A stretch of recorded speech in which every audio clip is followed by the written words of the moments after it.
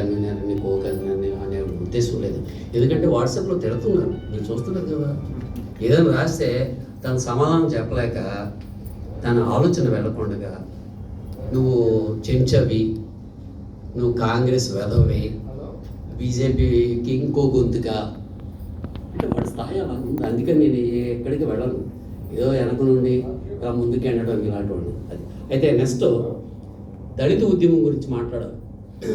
మనం దేశంలో చాలామంది మాల మహానాడు దేశ నాయకులు ఉన్నారు, రాష్ట్ర నాయకులు ఉన్నారు. చాలామంది మాదిగ దొండోర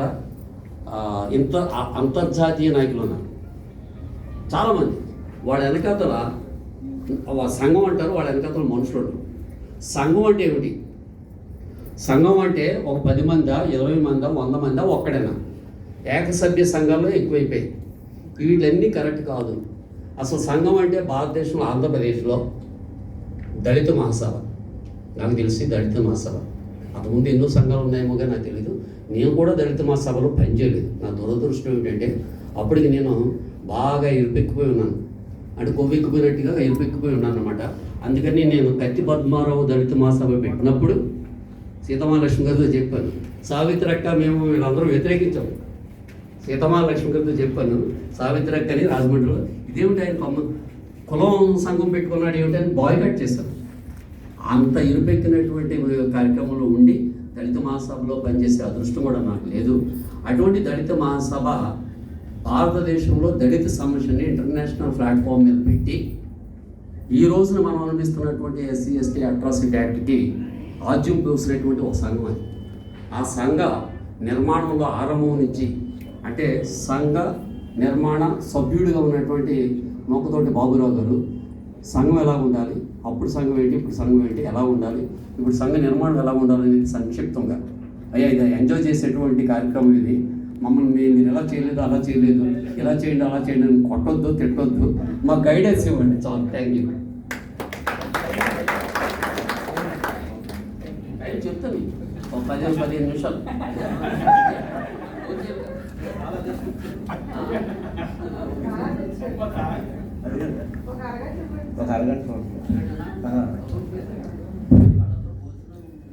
రాజ్యాంగం అడుగు అడుగులో జీవము నింపి నేల పేద ప్రతి జీవజాతికి మనుగడ చూపి ప్రపంచమే తొంగ సూచన ప్రతిది పొందుపరిచాడు.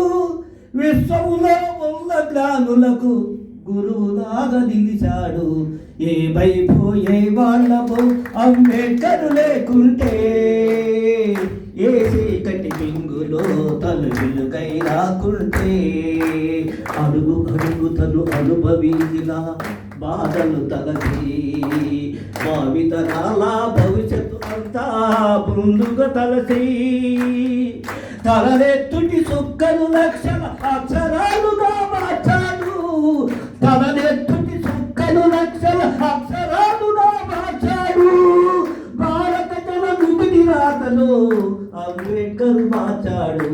ఏ వైపు ఏ వాళ్ళము అంబేద్కర్ లేకుంటే ఏ చీకటి చింగులో తన వెలుగై రాకుంటే. ఈరోజు ఆగస్టు 22 రిటైర్డ్ అయ్యి ఈరోజు రవికుమార్ గారిని మమ్మల్ని పిలిపించి మనకి ఏ విధంగా మేము ముందుకు సాగాలి, ఈ సమాజం మార్పు కోసం ఎలా సాగాలని చెప్పని మా ఇద్దరిని పిలిపించినటువంటి మన దుర్గారావు గారికి అలాగే వేమన గారికి ఒకసారి దుర్గారావు గారు వాడు భార్య ఇద్దరు ఒకసారి పరిచయం చేసుకుంటూ బాగుంటుంది. అందరూ ఒకసారి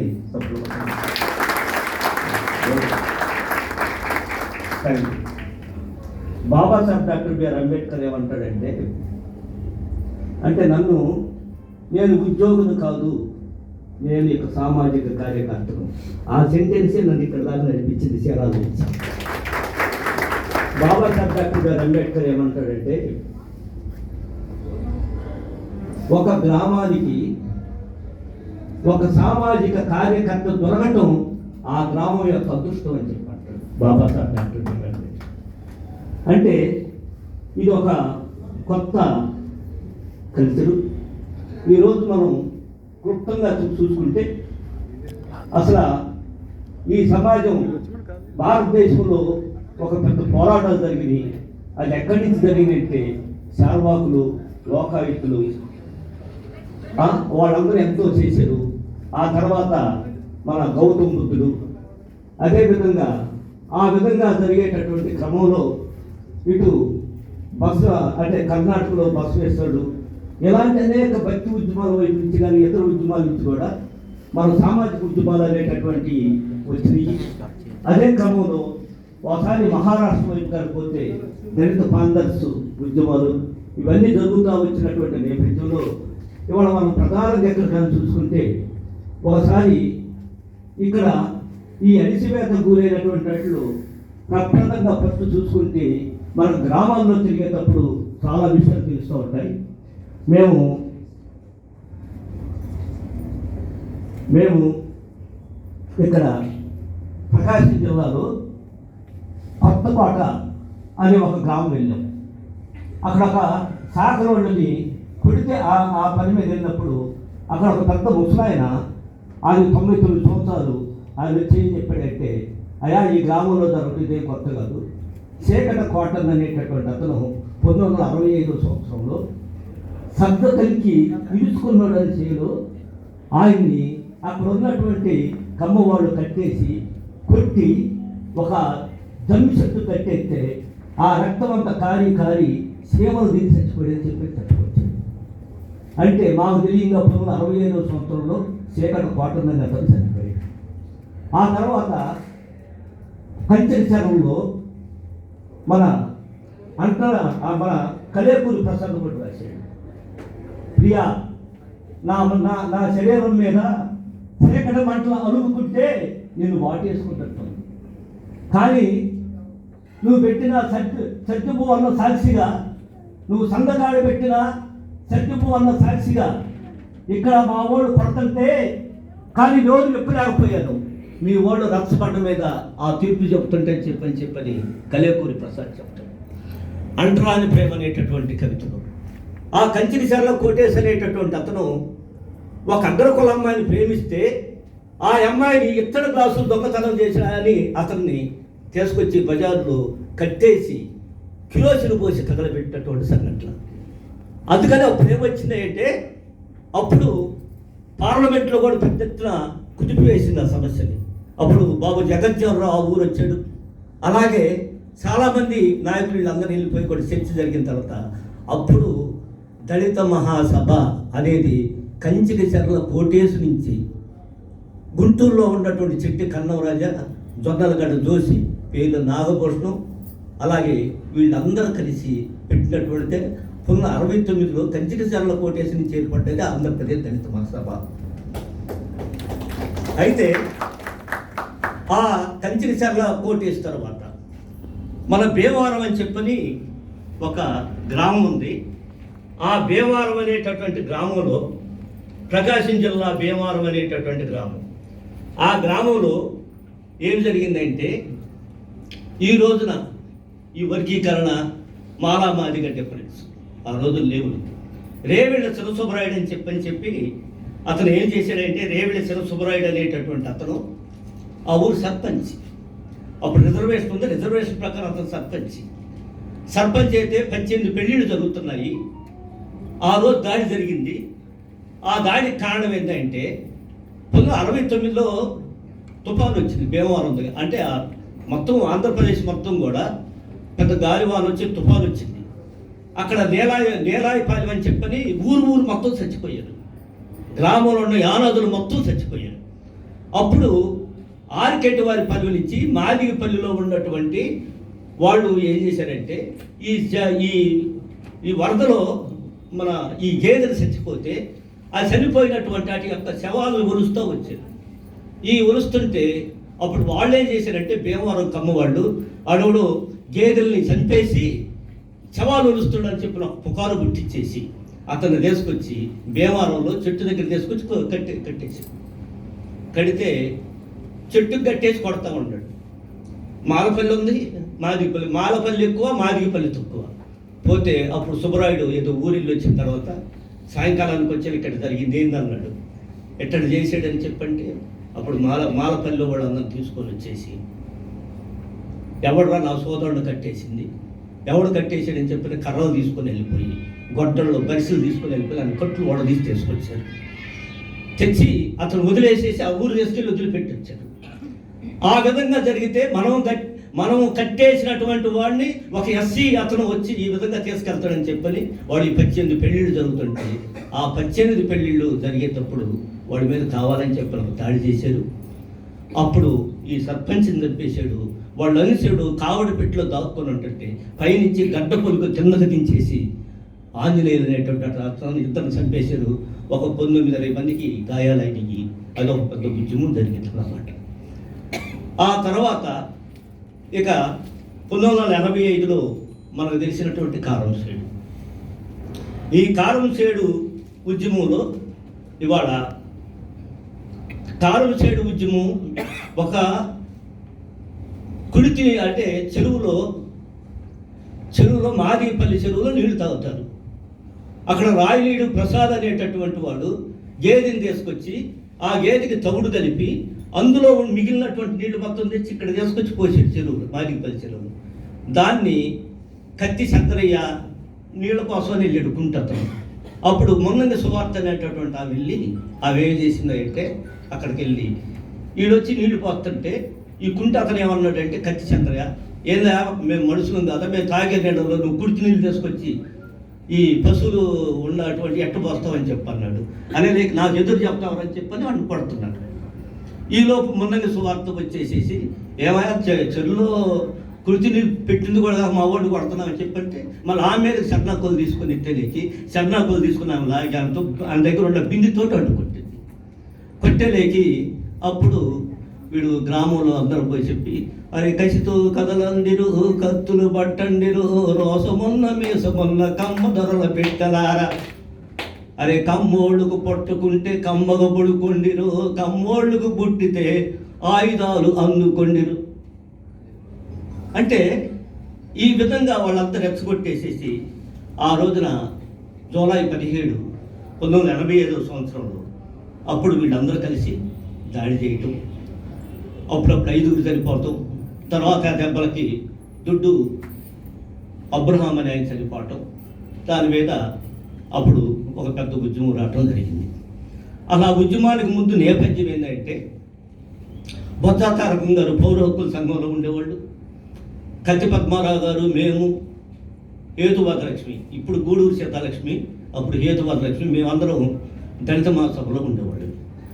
ఆ విధంగా జరిగే నేపథ్యంలో అప్పుడు దళిత ఉద్యమం మొత్తం అక్కడికి వచ్చింది. అలాగా ఆ రోజు బలంగా కూడా ర్యాడికల్లు విద్యార్థి యువజన సంఘం కూడా ఉంది బలంగా, వాళ్ళు కూడా వచ్చారు అక్కడికి. వచ్చిన తర్వాత ఆ విధంగా ఉన్నటువంటి క్రమంలో ఈ దళిత మహాసభ అనేటటువంటిది ఏర్పడటం, ఆ దళిత మహాసభ ఓన్ చేసుకుని చేయటం అనేటటువంటిది జరిగింది. అలా యాక్చువల్గా ఈ దళిత మహాసభలో అప్పుడు ఫస్ట్ ఒకసారి ఆ ఇన్సిడెంట్ కానీ మనం చూసుకుంటే ఇదంతా మీకు ఒక క్లాస్ లాగా ఉపయోగపడిందని దృక్పథంతో చెప్తున్నాను, తెలుస్తుంది. అప్పుడు జూలై 17 జరిగిన తర్వాత కారంసేడు బాధితుల పోరాట కమిటీ పేరుతోటి అప్పుడు ఒక కాల్ ఇచ్చారు. ఏమిచ్చారంటే తారకం గారు, పద్మారావు గారు వీళ్ళందరూ కలిపి అప్పుడు జూలై 31న ఆంధ్ర బంద్ అని చెప్పని పిలిపించారు.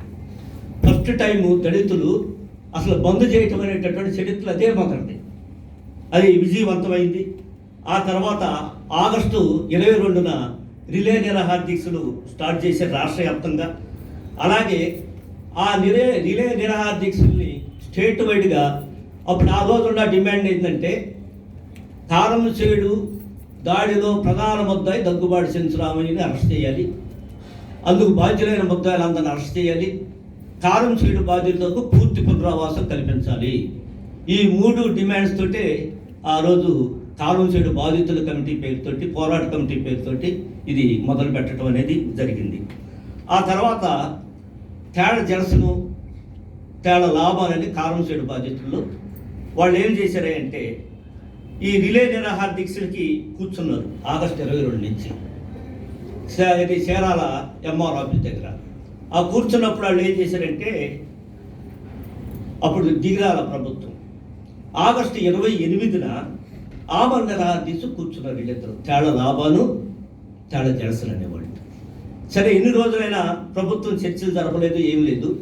కాబట్టి దీన్ని మనం ఏదో ఒక పద్ధతిలో ఒక మంచి ప్రోగ్రాం, మంచి కార్యక్రమం ఇవ్వాలి. చెలో చీరాలు ఇవ్వాలంటే ఎలా ఇవ్వాలి, బాధితుల పేరుతో కాదు, దానికి ఒక బ్యానర్ కావాలి అని చెప్పి అందరూ ఆలోచిస్తున్న క్రమంలో బొజ్జా తారకం గారు ఏం చేశాడంటే, అదే కారంచేడు క్యాంపులో తారకం గారు, ఏతువాదలక్ష్మి, మేము, కత్తి పద్మారావు, క్రాంతి, భగత్ సింగ్, ఇంకా చాలామంది ఉన్నాం అక్కడ. అదేవిధంగా దళిత మహాసభ ఏర్పాటు చేసిన జొన్నలగడ్డ జోషి, పేలు నాగభూషణం, ఈయన రాజా, వీళ్ళందరూ ఉన్నారు అక్కడ. గుంటూరు వాళ్ళందరూ కూడా ఉన్నారు. వీళ్ళందరూ ఉన్నప్పుడు తారకం గారు ఏం చేశారంటే, ఏం పేరు పెడితే బాగుంటుందని హిందూ మహాసభని తోటి ఒక ఉద్యమం జరిగింది కదా చరిత్రలో, దాన్ని హిందూ అని తీసేసి దళిత మహాసభ పెడితే బాగుంటుందని చెప్పని ఆయన దళిత మహాసభ పేరు అనౌన్స్ చేశాడు. ఈ చేసినప్పుడు వెంటనే శెట్టి కన్నవరాజా, పేలు నాగభూషణం, జొన్నలగడ్డ జోషి వీళ్ళు వచ్చి దళిత మహాసభ మేము పెట్టింది కదా, మీరు ఎలా చేస్తారని చెప్పంటే పద్మారావు గారిని పోయి అడిగారు. పద్మారావు గారు ఏం చెప్పంటే, అది నేను పెట్టలేదయా, తారకం గారు పెట్టారు, తారకం గారిని పోయి అడగండి అన్నాడు. అప్పుడు తారకం గారి దగ్గరికి వచ్చేసి, ఏం సార్ అంటే, అవునా మీరు జిల్లా వరకు పరిమితం అయ్యారు చెప్పారు, కాబట్టి మేము దళిత మహాసభ ఎక్స్పోజ్ అవ్వటం మంచిదే కదా, మీరేం స్టేట్ వైడ్గా తెలియలేదు కదా, అందుకని ఒక పని చేద్దామని చెప్పని అందరం కలిసి ఏం చేసి ఆంధ్రప్రదేశ్ దళిత మహాసభగా ఏర్పడ్డది. ఆ విధంగా దళిత మహాసభలో చాలామంది అన్ని జిల్లాల నుంచి ఉన్నారు. అవన్నీ చెప్పుకునే సమయం కాదు, కానీ దగ్గర దగ్గర క్రియాశీలకంగా దళిత మహాసభ ఏర్పడటానికి కనీసం ఒక 50 మంది అన్న మినిమం ఉండుంటారు. వాళ్ళందరూ కలిస్తేనే దళిత మహాసభ ఏర్పడ్డది. అదేవిధంగా ఆ తర్వాత సెప్టెంబర్ 1వ తారీఖు 3 లక్షల మందితోటి చీరాల మొత్తం ఒక పెద్ద ఉద్యమం వచ్చింది. 3 లక్షల మంది వచ్చారు. అంటే కారంచేడుకి అసలు ముస్సూరులో ఉన్నటువంటి IAS, IPS ట్రైనింగ్ అయిన వాళ్ళు అందరూ కూడా ఒక పూట భోజనం మాని ఆ డబ్బులు పంపించారు. అంటే చిన్న విషయమా? రెండోది, ఆంధ్ర యూనివర్సిటీలో ఉన్న వాళ్ళు అందరూ కూడా ఒక రోజు భోజనం మానేసి ఆ డబ్బులు మొత్తం కూడా కారంచేడు బాధ్యులకు తీసుకొచ్చి పంపించేసారు. ఎస్ఆర్ శంకరన్న గారు ఈ నెల జీతం నేను ఇస్తున్నానని చెప్పని ఆయన తీసుకొచ్చి ఇవ్వటం అనేటటువంటి జరిగింది. అదేవిధంగా అట్లా జరుగుతున్నటువంటి నేపథ్యంలో సెప్టెంబర్ 1వ తారీఖున కారంచేడుకు ప్రధాన ముద్దాయి అయినటువంటి దగ్గుబాటి సెంచురామిని అరెస్ట్ చేయాలి, ఇంకా మిగిలిన ముద్దాయిలు కూడా అరెస్ట్ చేయాలి, ఈ కేసుని CBCIDకి ఇవ్వాలి. ఆ రోజున CBCIDకి ఇవ్వటం అంటేనే గొప్ప. CBCIDకి ఇవ్వాలి, బాధితులకు పునరావాసం చీరాల్లోనే కలుగు చేయాలనే డిమాండ్స్ తోటి ఉన్న తర్వాత అప్పుడు సెప్టెంబర్ 1వ తారీఖున ఒక పెద్ద కాల్ ఇచ్చారు. ఏమని ఇచ్చేవాయంటే, రాస్తా రోకో, రైలు రోకో చేయండి అని చెప్పారు. ఆ రోజున చీరాల బాధితులు, చీరాల్లో ప్రజలు మొత్తం కూడా 18 మాలపల్లిలు ఉన్నాయి. అక్కడ పేటకొక పూట నినాదంతో రోజు ఒకళ్ళు తీసుకొచ్చి భోజనాలు పెట్టేవాళ్ళు. ఈ రోజు వర్గీకరణ కానీ, ఆ రోజు ఇదే వర్గీకరణ కానీ అదే రోజుగా ఉన్నట్టయితే కారంచేడు ఉద్యమం లేనే లేదు. 18 పేటలు, పేటకొక పూట పేరుతోటి తీసుకొచ్చి పెట్టడం, 18 పేటల జనం, కారంచేడు బాధితులు అందరూ కూర్చుంటే మేము పోలీసు వల్ల కూడా కాలేదు. వాళ్ళు అక్కడి నుంచి రైలు రోకో చేస్తుంటే లేపడానికి. రైలు రోకో అంటే ఎంతసేపు చేస్తారు? 1 గంట చేస్తారు, 2 గంటలు చేస్తారు, 3 గంటలు, ఒక 5 గంటలు చేస్తారు, ఒక 10 గంటలు చేస్తారు. కానీ రైలు రోకో 24 గంటల సేపు జనం మొత్తం లేకుండా భారతదేశ చరిత్రలో నిలబడ్డటువంటిది. అప్పుడు సలగల రాజశేఖర్ అనేటటువంటి ఆయన ఆడ కూర్చొని ఉంటే, ఆయన బెంజమిన్ అని వాళ్ళ ఫాదరు బాపట్ల ఎంపీ, ఆయన కూర్చొని అక్కడి నుంచి ఏం చేశారంటే ఆయన అరెస్ట్ చేసి నాసా కింద విశాఖపట్నం జైలుకి తరలించారు. ఆ తర్వాత కత్తి పద్మారావు గారి కోసం ఏట ప్రారంభమైంది. ఆయన మొత్తం అండర్ గ్రౌండ్కి వెళ్ళిపోయాడు. గ్రామీణ పేదల సంఘం ఆనాడు బాపట్ల పార్లమెంట్ ఎంపీ కొల్లా వెంకయ్య గారి యొక్క ఆధ్వర్యంలో ఆయన అండర్ గ్రౌండ్కి వెళ్ళిపోతే దేవతోటి నాగి అనేటటువంటి ఆయన కొరియర్గా ఉంటూ ఏమి జరుగుతుందని తీసుకెళ్ళి సమాచారాలు తీసుకొస్తూ ఉండేవాడు. కానీ ఆ శిబిరానికి కంటికి రెప్పలా కాసుకుంటూ వచ్చింది మేము. కోడి జేమ్స్ అని చెప్పని చీరాల్లో ఉన్నాడు ఆయన. ఆయన చాలా అసలు పద్మారావు గారి కన్నా చాలా క్రియాశీలక పాత్ర పోషించినటువంటి ఆయన కోడి జేమ్స్ అక్కడ. అంటే కోడి జానుడు బ్రదర్ అన్నమాట. యూనివర్సిటీలో కోడి జాను వాళ్ళ బ్రదరు. అతను మేము లోకల్గా ఉన్నటువంటి వాళ్ళవి. అలాగే హేతువాద లక్ష్మి, తర్వాత క్రాంతి, భగత్ సింగ్, రాజకింద భాస్కర్ రావు, ఇట్లా చాలామందిని కంటికి ఒక పక్క కాంగ్రెస్ వాళ్ళు అక్కర్లాలండి, మరొక పక్క తెలుగుదేశం యొక్క ఈ శంషాటాచి మొత్తాన్ని కూడా ఉద్యమాన్ని నాశనం చేయాలని చెప్పని చూస్తున్నటువంటి దశలో ఆ విధంగా ఉన్న తర్వాత అటువంటి పరిస్థితుల్లో ఇక దీనికి పద్మారావు గారి మీద అరెస్టులు ఆపాలి అనేది కొత్త డిమాండ్ ఒకటి వచ్చేసింది మన ఇంట్లో. అప్పుడు సెప్టెంబర్ 9న దేశవ్యాప్తంగా సైకిల్ ర్యాలీ చేశాం. తర్వాత సెప్టెంబర్ 10వ తారీఖున సెప్టెంబర్ 10వ తారీఖున కొంతమందిని అరెస్టు చేయటం అనేటటువంటి జరిగింది.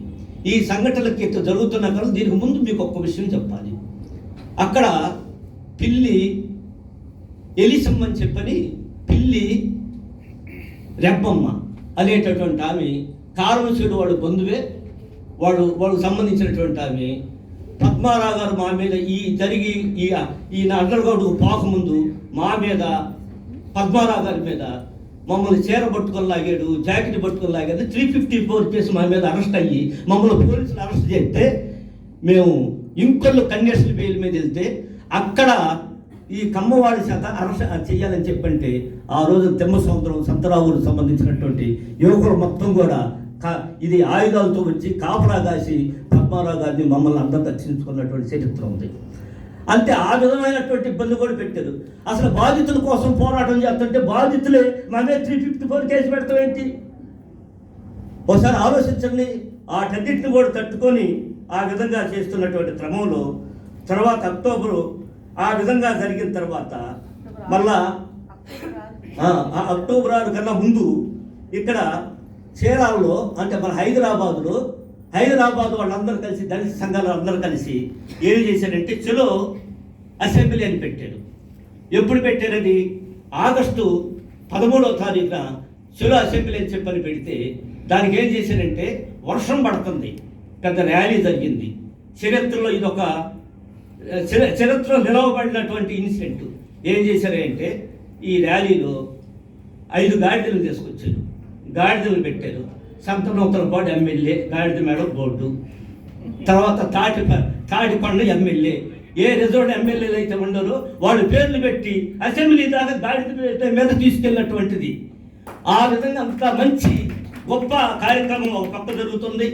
అదే క్రమంలో ఎప్పుడైతే వీళ్ళు అక్టోబర్ 6వ తారీఖున విజయవాడ, ఇప్పుడు పద్మారావు గారితో ఏం చెప్పారంటే ఇది మన ఎమ్మెల్యే పార్టీ ఆర్గనైజేషన్ కాదు, బాబాసాహెబ్ డాక్టర్ బిఆర్ అంబేద్కర్ ఆలోచనతోటి రాజ్యాంగపరమైన అంది కాబట్టి నువ్వు అండర్ గ్రౌండ్కి వెళ్ళాల్సినటువంటి అవసరం ఏంటంటే అట్లయితే జనంలో ఒక కాల్ చేయండి, నేను వచ్చి ఉంటానని చెప్పి అన్నాడు. అప్పుడు తారకం గారు మేము అందరం కలిసి చెప్పి ఆయనకు ఒక లెటర్ పంపించి కొల్లాయంకి గారు కూడా చెప్పామన్నమాట, ఇలా కాదు సార్ ఇది కరెక్ట్ కాదని చెప్పని. అప్పుడు అక్టోబర్ 6వ తారీఖు చలో విజయవాడ అని చెప్పని పెడితే అప్పుడు ఎస్పి వ్యాస్ ఉన్నాడు అక్కడ. అంతా కలిసి అక్కడ ఒక పెద్ద పిలుపిస్తే అప్పుడే ఫస్ట్ మాస్టర్ జీ గారు ఫస్ట్ ఆంధ్రప్రదేశ్లో పాడిన పాట ఏంటంటే అందుకో దండాలు బాబా అంబేద్కర అంబరాల ఉన్నట్టే సుక్కల గురవంగో. అప్పుడు ఆ పాట రాసుకొని వచ్చాడు మాస్టర్ జీ. కానీ ఆ ఒక పక్క పాట పాడుతున్నారు జనము, పోలీసు, ఎస్పి వ్యాసు, వీళ్ళు మొత్తం కూడా పద్మారావు చుట్టూ కనీసం ఒక 40-50 మంది కవచంలాగా ఉన్నాము. ఆ 40-50 మంది మీద పోలీసులు, ఎస్పీ వ్యాసు లాఠీ చార్జీ జరుగుతూనే ఉంది. దెబ్బలు ఉన్నా కానీ, రక్తం ఓడుతున్నా కానీ పద్మారావు వదిలిపెట్టలేదు. చివరికి పద్మారావుని ఇట్లా మన ఈ గోడ దూచిచ్చి అవతల తీసుకెళ్ళేటట్టు Gandhi municipal high school ground అది జరిగింది. ఆ దశలో ఏం జరిగింది అంటే అప్పుడు వెనక ఆ సైడ్ ఉన్నటువంటి పోలీసులు, ఇటువైపు ఉన్న పోలీసులు మొత్తం కలిసి పట్టుకొని అందరిని లాఠీ చార్జీ చేసి మొత్తం గ్రౌండ్లో ఉండేవాళ్ళు ఒక జరిగిన వాళ్ళ బాగా జరిగినటువంటి సంఘటన అది. కొన్ని వేల చెప్పులు అక్కడ పెరిగిపోయి ఉన్నాయి, పర్సులు రకరకాలు మొత్తం కూడా చిన్న భిన్నం అయిపోయి ఉన్నాయి. అప్పుడు అరెస్ట్ చేసి ఆయన ఏం చేశారంటే నాసా కింద అరెస్ట్ చేసి విశాఖపట్నం జైల్లో తీసుకొచ్చి పెట్టారు.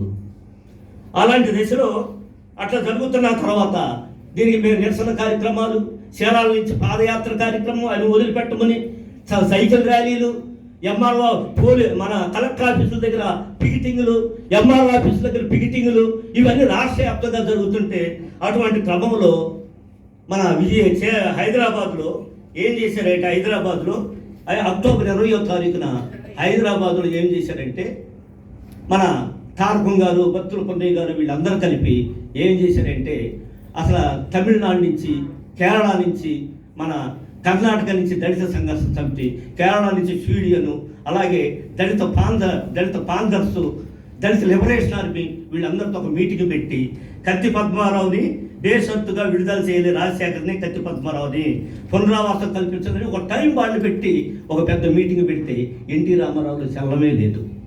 అప్పుడు ఏం చేశారంటే అక్టోబరు 27వ తారీఖున ఇదిగో అందరం ఒక్కసారి అభినందించాల్సినటువంటి వ్యక్తి మన గూడూరు సీతాలక్ష్మి. ఆమె ఏంటంటే అక్టోబర్ 27వ తారీఖు సార్ వీడు ఎన్టీ రామారావు ఈ విధంగా వంగేలాగలేడు, నేను మొత్తం ఓన్లీ లేడీస్ తోటి 600 మంది లేడీస్ని సెలెక్ట్ చేసుకున్నాం, 600 మంది లేడీస్ తోటి మెరుపు దాడి చేస్తాం ఎన్టీ రామారావు ఇంటి ముందు మెరుపు దాడి చేస్తాం మేము అని చెప్పంటే, అమ్మాయి లక్ష్మి ఆలోచించుకోమ్మా, ఆడు ఎన్టీ రామారావు మూర్ఖుడు, 6 చంపితేనే కలవలేదు, నువ్వు చేస్తావు. తారకం గారు కూడా నువ్వు ఆలోచించుకొని చెయ్యమ్మని చెప్పని సలహా చెప్పాడు. తారకం గారికి కూడా చెప్పలా, అక్కడ బత్తుల పొన్నయ్య గారికి చెప్పలా, జ్ఞానేశ్వర అసలు ఎవరికి తెలియదు, అది అసలు ఎవరు తెలియదు. మొత్తం 600 మంది ఎక్కేసేసారు, చీరా వెళ్ళిపోయాడు. ఎన్టీ రామారావు వీళ్ళు ఎక్కడో చూసుకున్నారు, ఆడగాదన్నారు. ఎన్టీ రామారావు ఇంటి ముందు మెరుపు దాడిలాగా 600 మంది వాళ్ళ ఇంటి చుట్టుముట్టలేకి ఏమైనా ఇంటెలిజెన్స్ వాళ్ళు ఏం చేస్తున్నారు, అక్కడి నుంచి వస్తుంటే మీరు ఏం చేస్తున్నారు, చిందులు దొక్కుతున్నాడు ఎన్టీ రామారావు. చివరికి ఆయన ఇంటి ముందు ఏమి ఆ రోజు చెట్టు బేద పొంగ ఎన్టీఆర్ దొంగ, చెట్టు బేద పొంగ ఎన్టీఆర్ దొంగ, మాకు న్యాయం కావాలి, వీ వాంట్ జస్టిస్. చెంచురామయ్యని అరెస్ట్ చేయాలి, అసమర్థ ముఖ్యమంత్రి నువ్వు గద్దె దిగు, నీకు దళితులు పరిపాలించే అర్హత లేదు. ఈ నినాదాలతో ఉండేకి ఎన్టీ రామారావు ఇంటి దగ్గరికి పోయి నీ వియ్యక్కుని అరెస్ట్ చేయని చెప్పానని అంటామంటే దళితుల యొక్క ఉద్యమం ఎంత తీవ్రంగా ఉంది. అటువంటి పరిస్థితుల్లో వాడు మొత్తం కలిపి చివరికి ఆడు దిగి వచ్చేసి 28 డిమాండ్స్ మీద సంతకం పెట్టాడు. ఆ విధంగా జరిగింది కాబట్టి ఇవాళ విశాఖపట్నంలో ఉన్నటువంటి కత్తి పద్మారావు సనకాల రాజశేఖర్ ఇద్దరిని బేషరతుగా విడుదల చేసినటువంటి లక్ష్మి హేతువాద లక్ష్మి. కానీ నాయకులను ఎలా కాపాడుకోవాలో మాకు తెలుసు, కార్యకర్తలుగా శిబిరాన్ని ఎలా కాపాడుకోవాలో మాకు తెలుసు. వాళ్ళ మీద నగర కాలనీలో క్యాంపులు సేవ కూడా ఎన్టీ రామారావు తెలుగుదేశం ప్రభుత్వం యొక్క గోండాలు కానీ ఈ దళారి దళిత సంఖ్యలు కూడా వాళ్ళు ఇంత కూడా ఏం చేయలేకపోయారు. ఆ విధంగా కంటికి రెప్పలా కాపాడుకుంటూ వచ్చాము. కాబట్టి ఆ విధంగా జరిగిన తర్వాత అప్పుడు ఒక 65 పెళ్ళిళ్ళు సామూహికంగా చేయటం ఆ ఊర్లో అలా జరిగినటువంటి నేపథ్యంలో తర్వాత జనవరి 17, 18, 1986లో ప్రథమ మహాసభలో చేసాం. ఆ ప్రథమ మహాసభలో ఆమోదించినటువంటి దళిత మహాసభ మేనిఫెస్టో. దీనిలో ఎందుకంటే మాకు పద్మారావు గారు కూడా మార్క్సిస్ట్ అవుట్లుక్తో వచ్చినటువంటి ఆయన. హేతువాద ఉద్యమంలో కూడా మీది రాయిజం, ఎంఎల్ రాయిది మీది, మాది గద్దరికి భౌతికవాదం అనే పేరుతోటి మాది ఇది అని చెప్పేవాడు. ఆ తర్వాత ఎస్వి రావు వస్తే ఆ ఎస్వి రావుని ఏమంటే నువ్వు రివిజనిజం హేతువాదం, మాది ఏదో హేతువాదం ఎస్వి రావుని కూడా పంపించేశాడు. రాయపూడి వెంకటాద్రిని పంపించాడు, ఎస్వి రావుని పంపించాడు. గద్దె తార్కిక భౌతికవాదం పేరుతో ఉన్నటువంటిది. దీనిలో ఈ మేనిఫెస్టోలు అప్పుడు తయారు చేసింది తారకం గారు, కత్తి పద్మారావు గారు, దేవరపల్లి మస్తానరావు గారు, బత్తుల పొన్నయ్య గారు. అట్లా మేము అందరం కలిసి ఒక కమిటీ ఉంది. ఈ కమిటీ ఆమోదించినటువంటి మేనిఫెస్టో. దీనిలో ఏమంటాడంటే మనం ఈ పీడిత వర్గాలు మొత్తం కలిపి ఎవరైతే ప్రపంచంలో వర్గ పోరాటం సిద్ధాంతం అయితే ఉందో వాళ్ళతో కూడా కలిసి మనం ప్రయాణం చేయాలి. అది మేనిఫెస్టోలో కూడా ఉంది. అంటే ఆ పద్ధతిలో ఇది మొత్తం జరుగుతూ వచ్చింది. కాబట్టి తర్వాత అది రాను రాను ఇది మొత్తం ఇది అయిపోతూ వస్తుంది. ఆ క్రమంలో తర్వాత మళ్ళా తర్వాత 21 ఫిబ్రవరి 1988 21 ఫిబ్రవరి 1988లో ద్వితీయ మహాసభలో విశాఖపట్నంలో జరిపాము. ఈ విశాఖపట్నం జరిపిన తర్వాత నెక్స్ట్ ఇది ఉన్న తర్వాత అప్పుడు బహుజన సమాజ్ పార్టీ వచ్చింది. ఈ బహుజన సమాజ్ పార్టీ వచ్చినప్పుడు ఏంటంటే రాష్ట్ర కమిటీలో తారకం గారు మేమందరం కూడా మన ఓటు ఎవరికి ఏమి చెప్పాలి, ఇది కరెక్ట్ కాదంటే సోషల్ మూవ్మెంట్గా దళిత మహాసభ, పొలిటికల్ పార్టీగా బహుజన సమాజ్ పార్టీని కాబట్టి దీన్ని చెయ్యాలంటే అప్పుడు కంచి పద్మారావు గారు అంగీకరించారు బహుజన సమాజ్ పార్టీకి. అప్పుడు దాంట్లో సరే దళిత మహాసభ కదా మేము బయటకు పోయి బహుజన సమాజ్ పార్టీ చేస్తామని తారకం గారు లాంటి వాళ్ళు రిజైన్ చేయకపోతే అది కరెక్ట్ కాదని చెప్పి సోషల్ మూవ్మెంట్గా దళిత మహాసభ ఉండండి, పొలిటికల్ పార్టీగా సపోర్ట్ చేసేవాడు చేయండి. ఆ పద్ధతిలో ఆయన ఒప్పుకోపోయేకి 3వ మహాసభలు ఒంగోలులో 92లో జరిపాము మేము ఒంగోలులో.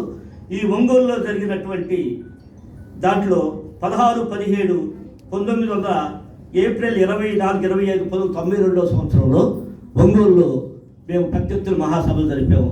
ఆ సభకు గద్దలు, కంచి ఐలయ్య, తర్వాత నారమూని, అలాగే దళిత సంఘర్షణ సమితి వెంకట స్వామి గారు, తర్వాత ఈయన ఏలుమలై గారు, మన ఇక్కడ ఈయన జోగేంద్ర కవాడే, అట్లా ఢిల్లీ నుంచి అనేక మంది ప్రతినిధులు 25,000 మందితోటి 2 రోజుల సభ జరిగింది. ఆ సభలో ఆంధ్రప్రదేశ్ దళిత మహాసభ ఒక కమిటీని ఎన్నుకున్నాం.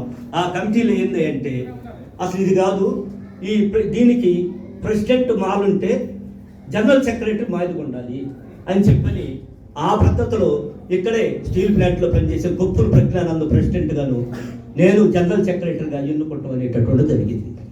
అంటే మేము చాలామంది అంటారు దళిత ఉద్యమం సరిగ్గా చేయకి ఇది వచ్చిందంటారు. మేము దళిత మహాసభ ఏర్పడ్డ దగ్గర నుంచి ఈ మాలామాదిగానే డిఫరెన్స్ లేకుండా ఇద్దరికి సమమైనటువంటి ప్రాతినిధ్యంతో కమిటీలు ఏర్పాటు చేశాము.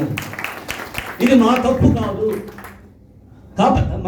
కాదు, ఇది ఆ విధంగా చేసిన తర్వాత ఎప్పుడైతే ఈ బహుజన సమాజ్ పార్టీకి ఉన్న తర్వాత తారకం గారు అధ్యక్షులుగా ఉండి ఆయన గౌరవ అధ్యక్షులుగా ఉండి బీఎస్పీ వైపు నుంచి వెళ్ళటం అనేటటువంటిది జరిగింది.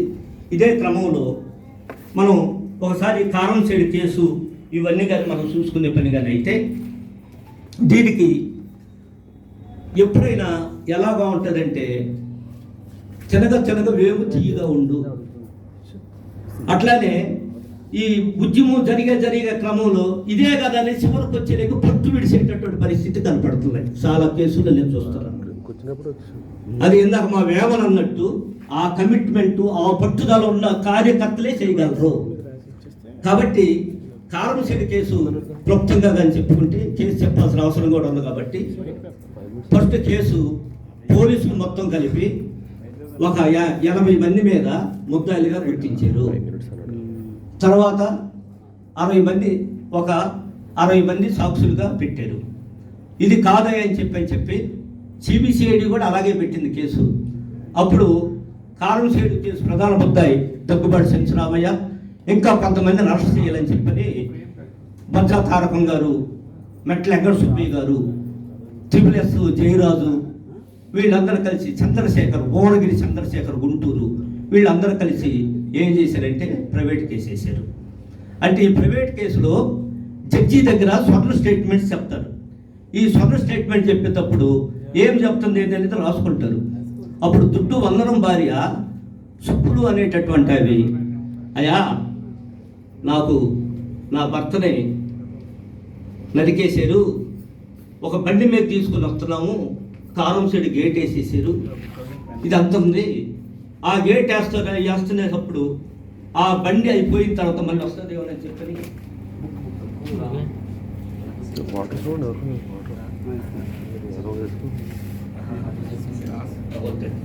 అందుకని వాళ్ళు ఏం చేశారంటే ఇక చివరికి ఆమె స్టేట్మెంట్ చెప్తుంటే జడ్జి మ్యాజిస్ట్రేట్ కళ్ళ ముందు కళ్ళు కాలతో పేపర్ మీద పడుతుంటే ఆయన చూసుకొని అదుపు చేసుకొని జడ్జి అని చెప్పాడు.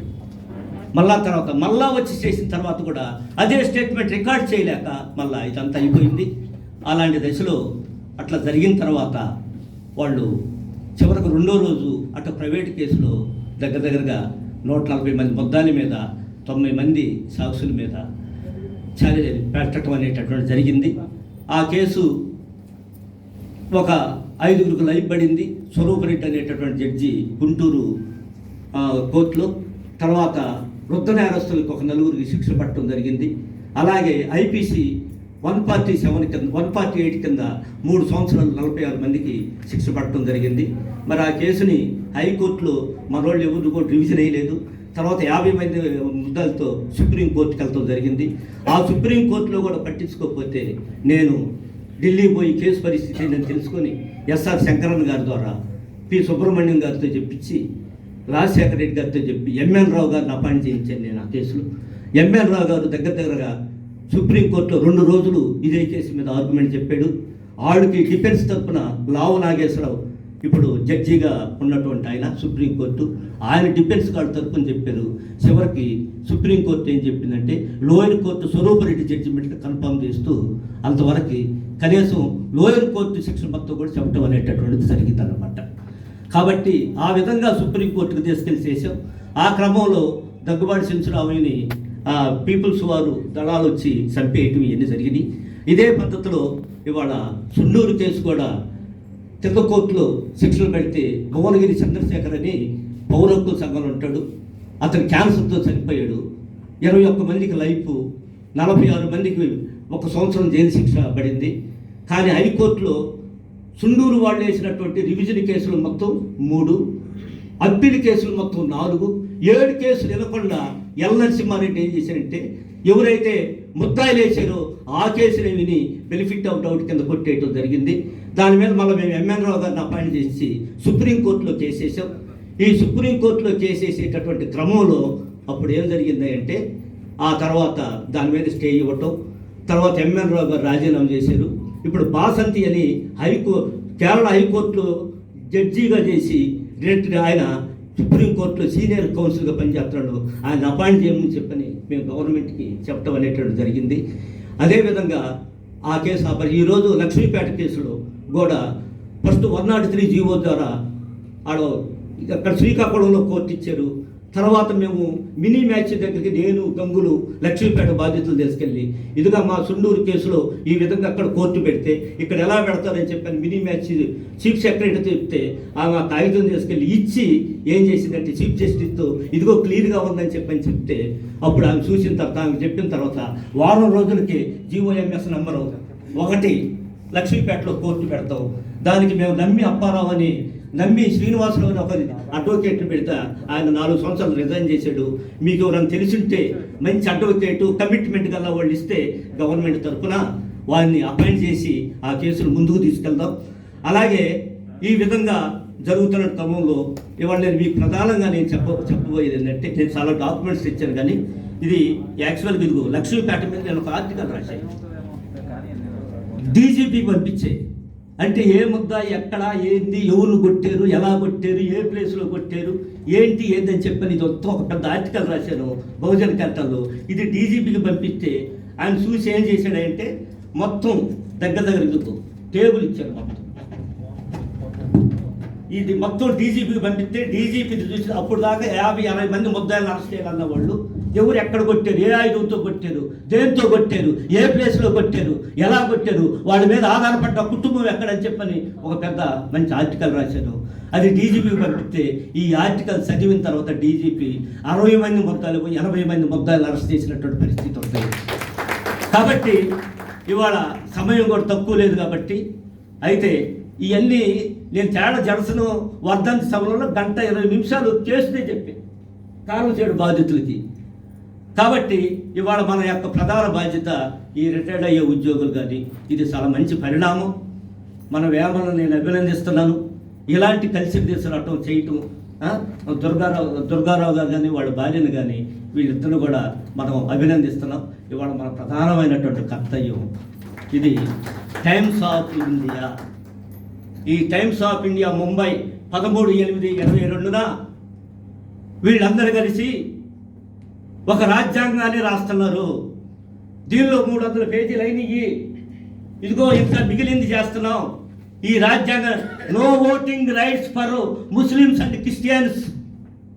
ఇవాళ మనం ప్రధానంగా బాబాసాహెబ్ డాక్టర్ బిఆర్ అంబేద్కర్ 1215వ సంవత్సరంలో మేఘలా కార్ట్ అనేటటువంటి జాన్ కింగ్ దగ్గరికి ఆ బ్రిటన్లో ఉన్న ప్రజలందరూ ముందుకు వచ్చేస్తే 63 ఆర్టికల్స్ మీద సంతకాలు పెడితే మరొక మేఘలా కార్ట్ లాగా బాబాసాహెబ్ డాక్టర్ బిఆర్ అంబేద్కర్ రాజ్యాంగం 395 నిబంధనలు 9 షెడ్యూల్లో మనకు మరో ఒక మేఘలా కార్ట్ ఇండియన్ కాన్స్టిట్యూషన్ ఇచ్చినటువంటి మహనీయుడు బాబాసాహెబ్ డాక్టర్ బిఆర్ అంబేద్కర్.